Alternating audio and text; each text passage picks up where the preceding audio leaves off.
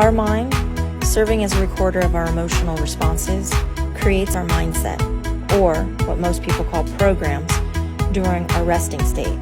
These programs influence our interactions and experiences, casting a mirror onto our past and projecting it into our present. This reflective loop assists us in recognizing recurring patterns, offering opportunities for change. Altering our mindset translates into a change in the energy we emit and perceive. It's crucial to be mindful of how long we dwell in our emotions, especially the discomforting ones. Prolonged periods of emotional distress can close our heart chakra, disconnecting us from our spiritual and earthly selves. This disconnection inhibits manifestation and instead projects a reflection of our suffering.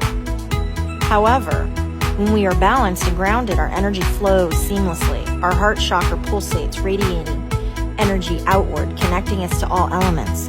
In this serene state, we can activate our manifestation power.